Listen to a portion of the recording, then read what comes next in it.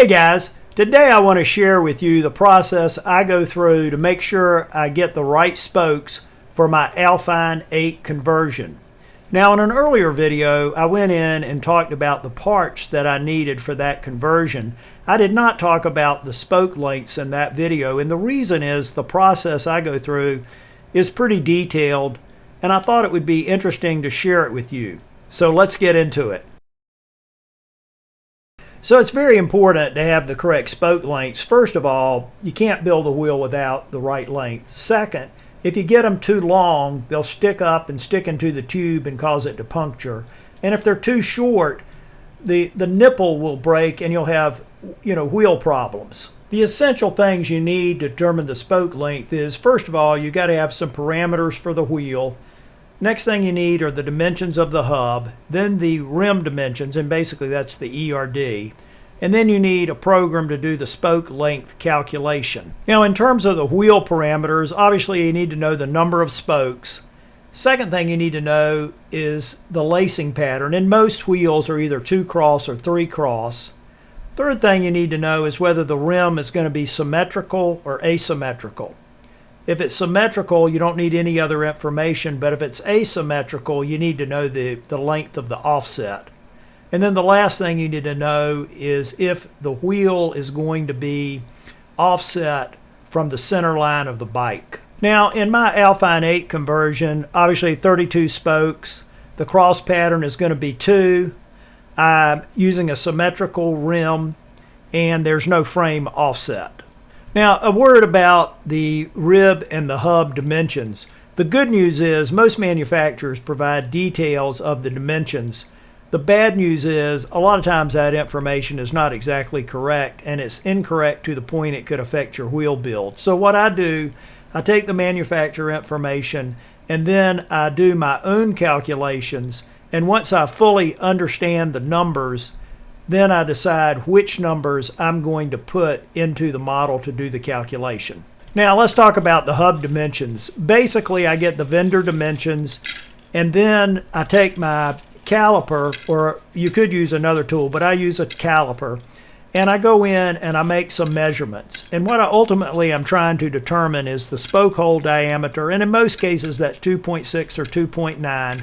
I want to know the overlock dimensions, or the OLN or OLD, and I want to understand the flange pitch circle diameter, or PCD, and then I want to calculate the center to flange offset. Now let's talk about the OLN or OLD, and basically that's just the difference between the dropouts. For front wheel it's going to be 100 or 110. For most rear wheels it's going to be 135. 148, 157, and when you do these calculations, I normally just round it up or make sure that I'm, at one of the generally recognized numbers. I don't worry about, small differences in the DIY calculation to the manufacturer number for this item. Now the next item is the flange PCD. It's also referred to as the flange diameter, and this is just basically measuring the distance from the center of a hole in the flange to the center of a hole directly opposite that hole in the flange. In other words, what you're trying to get is the diameter of the flange hole to hole. Now, the next item is the center to flange offset. And this is probably the most critical item in making sure you have the right number for the flange. And basically, if you think about the center line of the bike, the center to flange offset is going to be a number calculated for the left and for the right. But if you take the center line of the bike, it's the distance from that center line to the center of the flange. And once again, you're going to do that for both the left and for the right. Now, for the hub dimensions, I had 3 different sets of information that I was able to look at. First of all, I had the Shimano detailed information. Second, I had something called the Free Spoke app. I'm going to talk about that in a minute. And then I also had my own calculations. And here in this chart, I'm showing how they compare. And as you can see, they're very, very close in terms of the numbers there, but they are off a little bit. Now, what I ultimately decided to do was to do the calculations with all three numbers, and then, depending on how close they were, decide on which one to use. But after I went through that, I decided to use the information that was provided in the Free Spoke app information. Okay, now that I got the hub dimensions, I'm going over to the rim dimensions, and here I'm focused on the effective rim diameter, which is really what I need here. The manufacturer number is 392.8. And then I went in and do my own set of calculations. Now, it's very easy to make a mistake in this ERD calculation. So I have three methods that I use to calculate it. And then I look at those three methods. And then once I get my three methods and the manufacturer information, I decide which one to use. Now, fortunately, in these calculations, I was relatively close in all four numbers. But what I ultimately decided to do was go with the manufacturer ERD number, because my ERD numbers are just a slight bit lower. I'm going to adjust downward the length of the spoke once I do the spoke calculation to compensate for the slightly lower ERD number. So the number that I ultimately used in my calculation was the manufacturer number, the 392.8.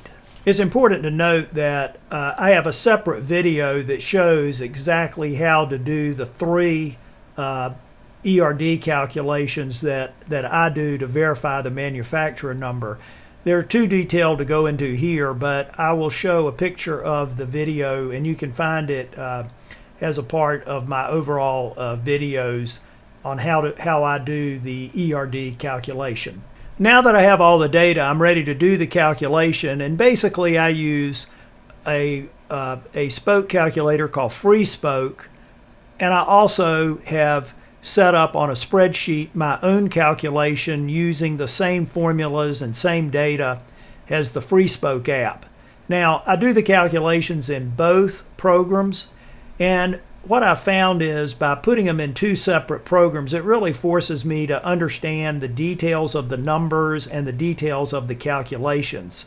And it greatly helps to understand those numbers. Now, I never go with a spoke calculated number unless I've reconciled and have both calculations agree to the exact same number. But I do use two separate programs. So after getting all that information and running it through, I've decided to use spoke length calculation. On the left side, I'm going to use a spoke length of 168, and on the right side, 167. Now, the numbers that I calculated on the left side are a little bit longer than that, but I decided to adjust it down because the ERD numbers that I calculated are less than the manufacturer numbers. Also, I'm showing in the chart over to the right that I used or did the calculations using the same ERD, the 392.8, but I did change the information for the hub dimensions. And as you can see, the numbers are extremely close. So I feel relatively confident that the numbers that I've calculated will work very well for the wheel build, and the spoke lengths will be appropriate. Well, there you have it, guys. That's the process I go through to make sure I get the right spoke lengths for my conversion. I hope I've given you something to think about, and I'll see you at the top.